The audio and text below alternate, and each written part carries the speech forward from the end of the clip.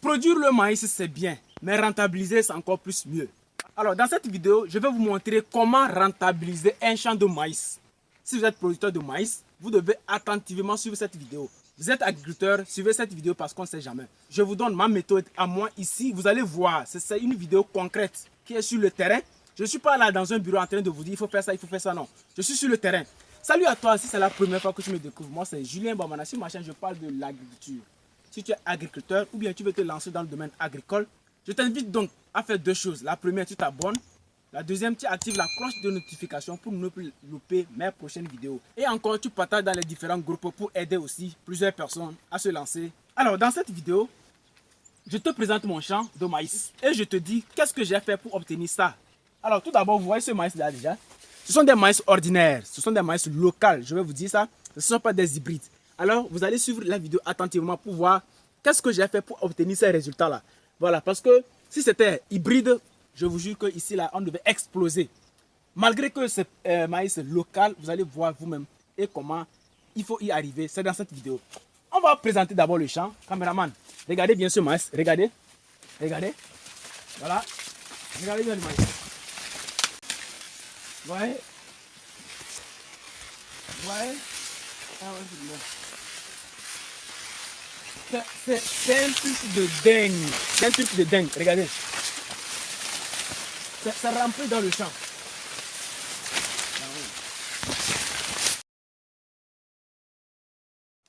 Comment rentabiliser un champ de maïs? C'est très simple. Tout d'abord, moi j'ai fait une association de culture. Une polyculture, voilà. Donc, une association de 3 cultures. Il s'agit de soja, il s'agit du maïs et il s'agit du pois d'Angola. Ce sont des secrets que vous devez connaître, vous aussi, pour vous lancer dans le domaine agricole. Avant de suivre cette vidéo, je te dis, si tu veux faire une association de culture, il faut t'assurer que la récolte est manuelle. C'est très important. Si la récolte est manuelle, vous pouvez faire ce que j'ai fait ici parce que la récolte sera manuelle ici. Mais si la récolte est motorisée, si la récolte sera avec une machine, donc vous devez faire attention, vous devez prendre en compte cela. Alors, tout d'abord, j'ai fait une association de culture. Il s'agit du soja et du maïs. Et la densité n'a pas changé. Vous allez voir avec moi, regardez.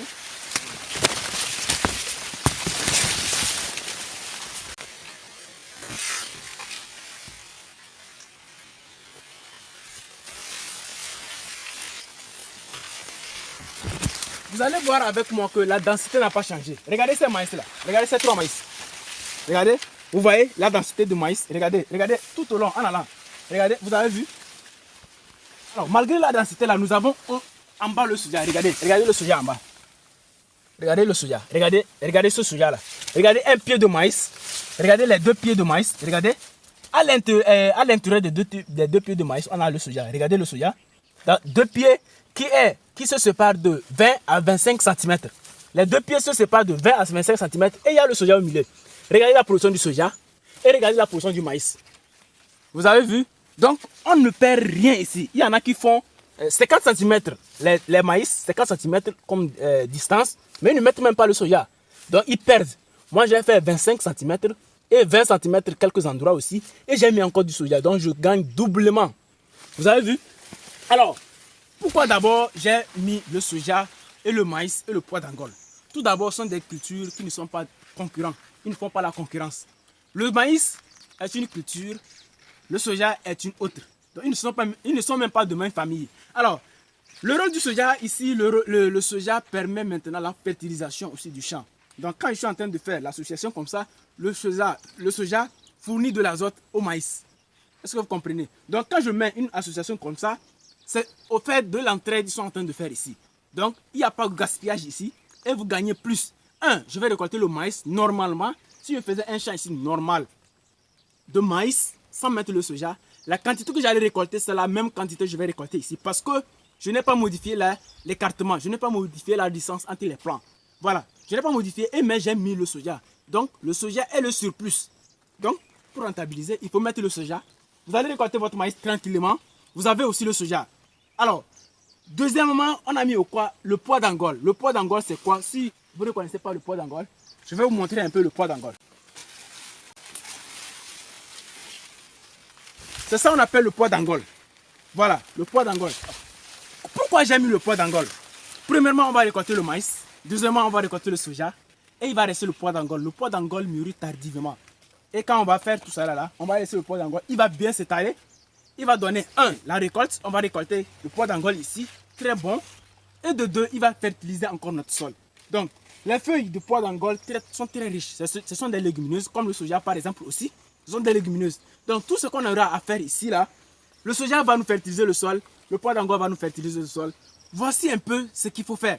Si vous voulez rentabiliser un champ de maïs, faites un champ de maïs. Normalement, comme vous devez le faire, et vous mettez le soja là-bas. Vous pouvez associer aussi au poids d'Angole. Mais si vous mettez déjà le soja et le maïs, ça suffit largement.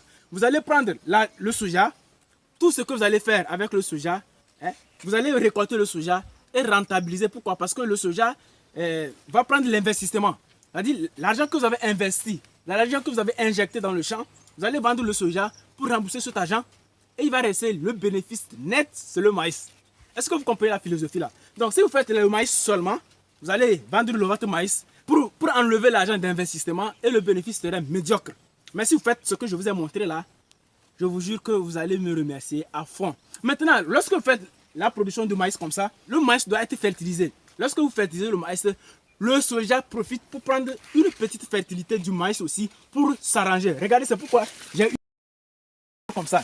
Regardez, c'est le soja ici. Vous avez vu? Regardez en bas comme ça. Regardez comment ça est là. Regardez ce soja. Regardez le soja. Très bon. Et ce n'est même pas encore, c'est pas encore fini de. La floraison est en continuité.